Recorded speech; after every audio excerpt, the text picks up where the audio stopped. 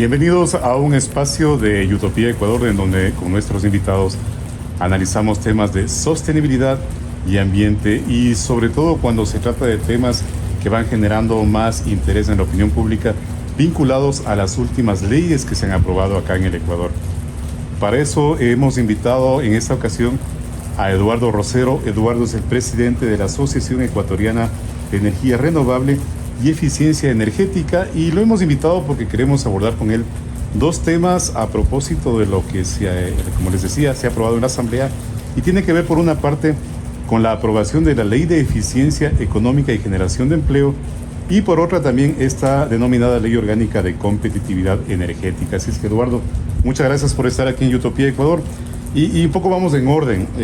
Y claro, cuando nosotros en la introducción de este espacio hablamos de sostenibilidad, quiero proponerle a Eduardo conversar en esta primera parte de la Ley de Eficiencia Económica y Generación de Empleo sobre esta disposición que permite hablar y aplicar una exoneración del impuesto a la renta por 10 años a nuevas inversiones en energías renovables, y también en beneficio con otro tipo de energías que tienen que ver, por ejemplo, con el hidrógeno verde.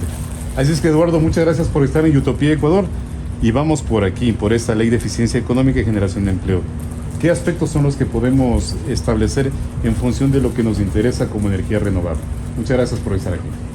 Sí, muchas gracias, Javier, también por el espacio. Yo creo que hay algunos puntos que se deben resaltar justamente de esta ley, de las disposiciones del artículo, sobre todo porque ya se tenían algunos incentivos tributarios, no estaban dentro de una ley de eficiencia económica, fueron reemplazados, fueron puestos aquí los 10 años de exención al impuesto a la renta para todas las inversiones, sobre todo de compañías que quieran hacer una generación con energía renovable, y es bastante positivo.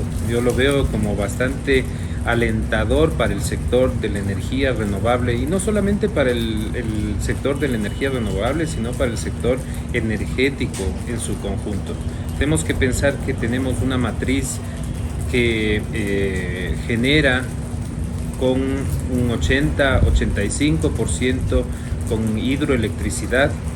El resto, normalmente en épocas que no son como las de ahora, que tenemos un estiaje severo, se genera un 20%, pero más o menos un 20% con termoelectricidad, y justamente esa parte es la que nosotros tenemos que suplantar con sistemas mucho más eficientes, tanto en la parte técnica como en la parte económica. Tenemos una ventaja muy grande a nivel mundial.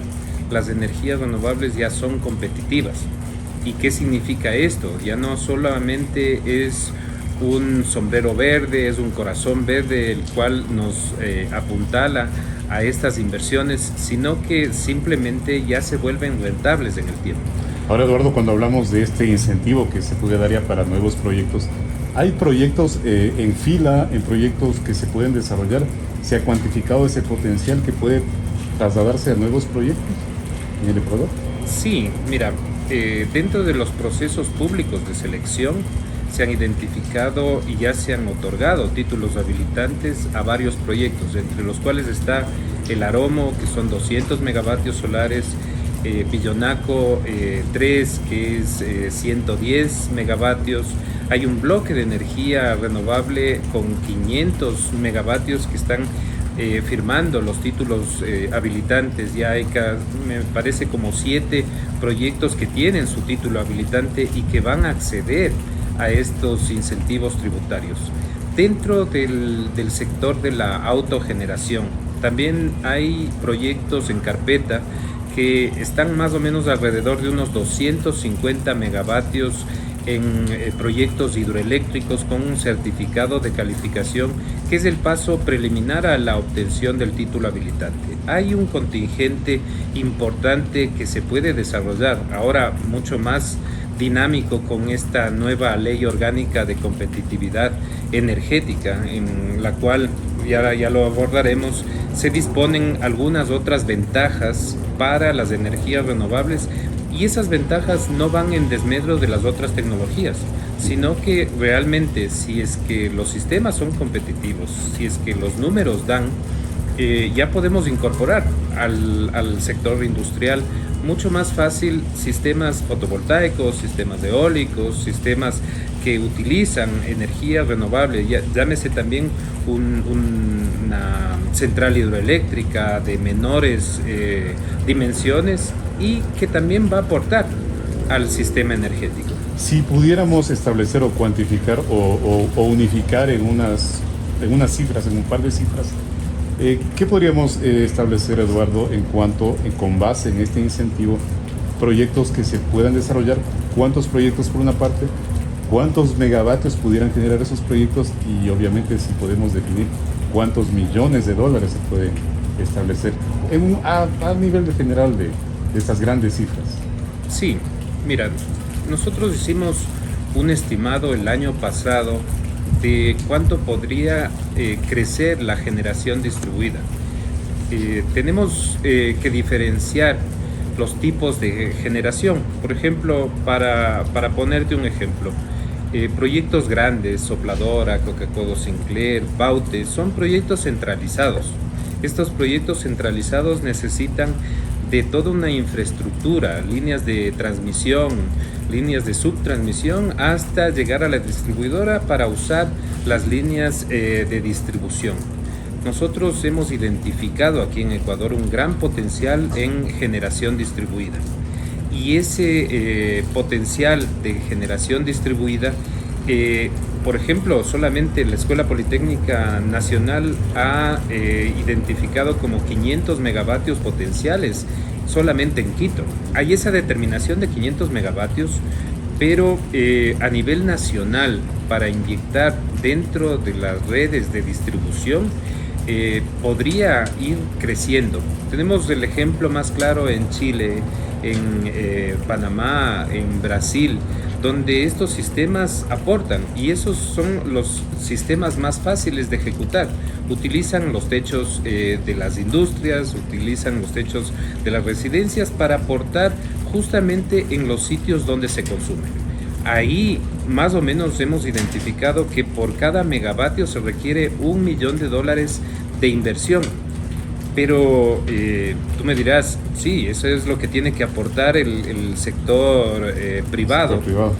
Pero justamente si es que tomamos en cuenta esa inversión versus la energía que generan esos proyectos, se rentabiliza ese $1 millón por megavatio, más o menos se amortiza en unos 6, 7, 8 años, dependiendo del sistema de financiamiento. Si tienes un financiamiento barato, lo puedes amortizar más rápido. Si tienes un financiamiento caro, lo vas a amortizar en más años. Pero el beneficio que tiene el Estado por cada megavatio instalado del sector privado es de alrededor de $100,000. ¿Y por qué se beneficia el Estado? Tenemos una tarifa subsidiada que normalmente debería costar 15.50 centavos por kilovatio hora. Y nosotros como usuarios del sistema pagamos entre 9 y 10 centavos. El sector industrial tiene inclusive un subsidio mayor. El Estado por cada kilovatio, por cada unidad de energía generada por el sector privado en los centros de consumo, que es directamente inyectado, se está ahorrando todas esas inversiones y todos esos subsidios que ya los tiene el sistema. Y es bastante si lo traducimos a un nivel nacional, el Estado tiene un déficit de más o menos $1.200 millones anuales en el sistema eléctrico. Solamente recauda más o menos unos $2.000 millones todas las distribuidoras y en todos los tipos de clientes. Entonces es un gran incentivo que el sector privado aporte, porque primeramente reduce esa brecha de subsidios y además tiene energía ya a un costo menor que el que podría suministrar el Estado. Es decir, que el sector privado lo ha recibido de buena manera, este incentivo que se genera con esta ley. Claro, claro que sí. Hay buenas perspectivas para el sector industrial, inclusive para el sector residencial. ¿Y ese inversionista es nacional o también internacional? Y si en este caso se abre esa posibilidad de generar más proyectos con inversión extranjera. Sí, se abre campo para todos. Tenemos una época de crisis energética, la cual abre oportunidades de participación real con inversiones, tanto para proyectos grandes, que pueden ser un nuevo bloque de energía, ya no solamente de 500 megavatios, se podría, dentro de la simulación de energía que requiere el país, la simulación de demanda, se podría ya pensar que tendríamos que tener un bloque de al menos unos 750.000 megavatios casi cada 2 años. Y eso es lo que va a requerir el país de integración a la red. Y no solamente potencia. Nosotros tenemos un país donde se necesita sistemas de almacenamiento y esa es una de los puntos básicos que se le olvidó justamente a la ley de competitividad energética, incluir el concepto de almacenamiento. Eso era, ya quería enlazar de lo que habíamos comenzado a conversar sobre la ley de eficiencia económica, donde se incluye este incentivo a esta recientemente aprobada ley de competitividad energética. ¿Cómo empatan? Y claro, tú de alguna forma ya mencionas este vacío, pero en el gran propósito de lo que incluso en algún momento se la calificó de ley de ahorro energético y una ley para evitar potenciales apagones en el futuro, ¿cómo se enlazan y dónde están ahí los puntos más beneficiosos desde una perspectiva tanto de la inversión como del consumo? Sí, mira, yo creo que la ley tiene un objetivo primordial, es una ley anti-apagones. Necesitamos nosotros tener una buena planificación a inicios de este año para que no se repita el mismo escenario en noviembre, diciembre de estiaje, ¿no? El estiaje, si bien puede ser más severo, siempre lo hay. Esta ley lo que pretende también es que la participación del sector privado sea mucho más activa y mucho más fácil. Para ponerte un ejemplo, yo creo que hay algunos artículos los cuales fomentan esta participación activa y justamente determinan los beneficios que pueden tener también ya dentro de la ley, como la doble amortización sobre sistemas de autoconsumo. Y eso es bastante importante porque, claro, por el un lado el sector productivo tiene gastos, tiene inversiones que está haciendo para su línea productiva, incorporar un sistema de autogeneración, lo que va a tener es beneficios tributarios en el momento de poder amortizar justamente estas inversiones con el 100% adicional. Entonces ese es un paso bastante importante, el cual muchos de los industriales que nosotros ya hemos hablado, nosotros como asociación o empresarios que desarrollan proyectos, ejecutamos proyectos, tenemos ya muchísimas inquietudes, muchísimas solicitudes de cotización de empresarios, de empresas que quieren incorporar dentro de sus sistemas, dentro de sus techos solares, dentro de sus techos industriales, una planta que se convierta un techo vago a un techo productivo. Y ahí es donde quizás recae el mayor interés de la energía solar para desarrollar este tipo de proyectos, o también lo eólico, la biomasa, entran a ser parte también de esta canasta, por mencionar de esa forma, de oportunidades de desarrollo de proyectos. Sí, mira, yo creo que dadas las condiciones actuales de mercado, dadas las condiciones de recursos que tenemos aquí en Ecuador, tenemos una bendición del recurso solar en todo el territorio nacional. Tenemos algunos puntos que son bastante interesantes como para el desarrollo de proyectos eólicos. No olvidemos que depende el proyecto eólico del viento, de la velocidad del viento y de la continuidad del viento. como para desarrollar a nivel urbano no son tan factibles como para un desarrollo ya a nivel puntual encima. En el caso de Loja se tiene un recurso muy importante al filo de las montañas que circundan la ciudad. Entonces, esos son los sitios también de desarrollo eólico, pero a gran escala. Ahora, ya para poderlos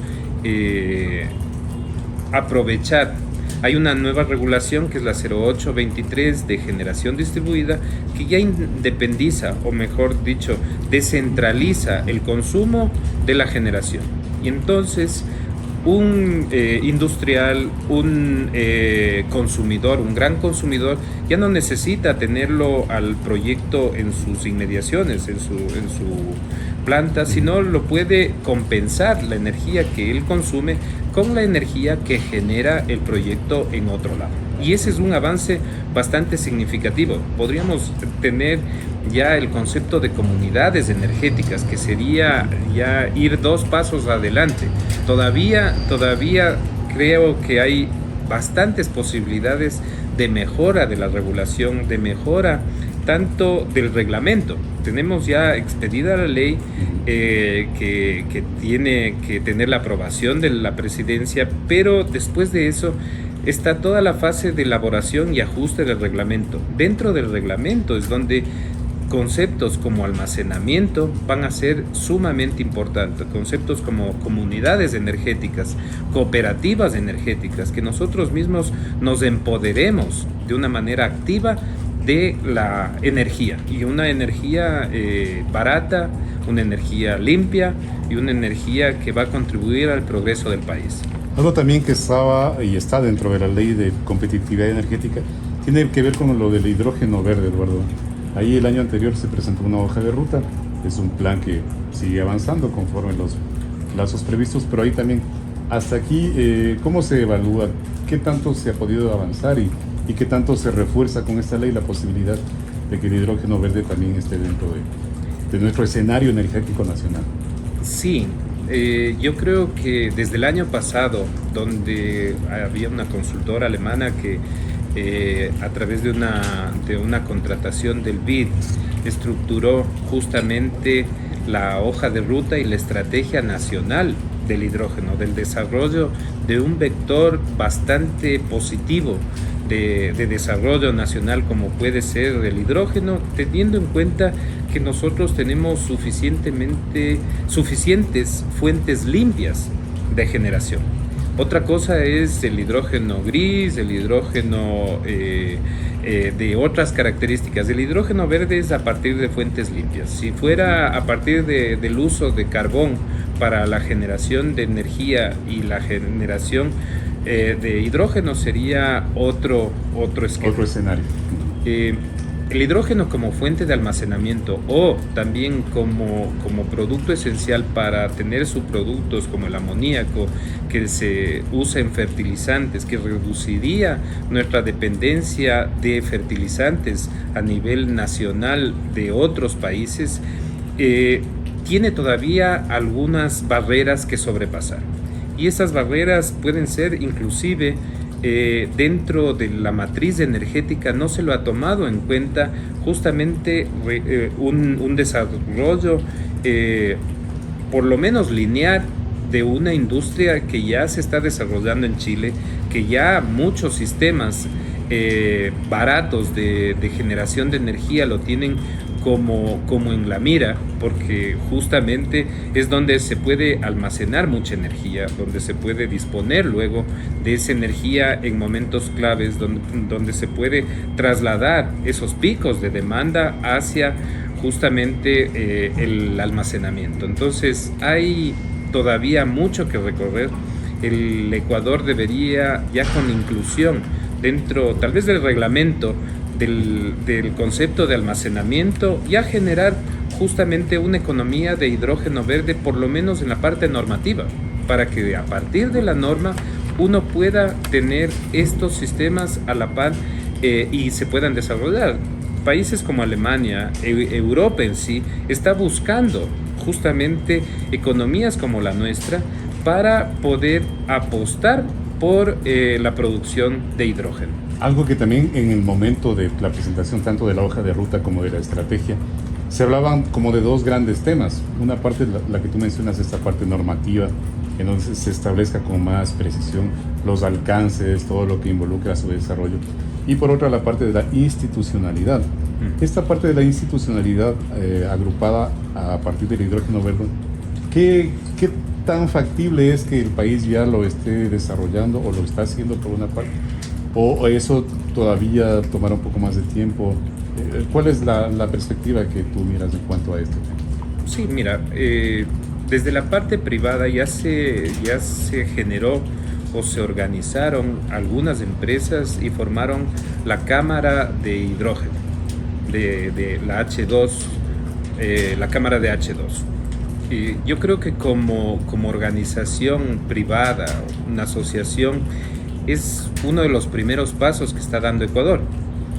Debería haber una contraparte desde la parte estatal, una unidad dentro, llámese del Ministerio de Energía y Minas, llámese la Corporación Eléctrica, y una unidad que ayude dentro de la Agencia de Regulación también a canalizar justamente todas estas buenas iniciativas que se van a dar, porque los precios van a ser súper competitivos, sobre todo teniendo en cuenta que los precios de generación aquí en Ecuador son bajos.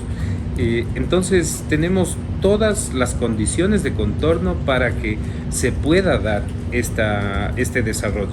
Ahora sí se tiene que tener en cuenta la voluntad política de tener un objetivo común de desarrollo, y un objetivo no a corto plazo, sino una política estatal que nos lleve a desarrollar otros factores necesarios para el hidrógeno verde. Cuando hemos conversado de ley de eficiencia económica y generación de empleo con el incentivo tributario para nuevos proyectos, cuando hemos hablado de la ley de competitividad energética y por último esta estrategia y hoja de ruta hacia el hidrógeno verde, ¿cómo está el país en este momento, Eduardo, en cuanto a esta matriz energética que tiene ahí todos sus bemoles, pero mirando de aquí hacia adelante? Vamos en un camino en el cual el país va a ser mucho más autosustentable, vamos hacia esos propósitos también que plantean los objetivos de desarrollo sostenible. En este momento, ¿cómo vamos, Eduardo, de tu experiencia, sobre todo para evaluar cómo está el país?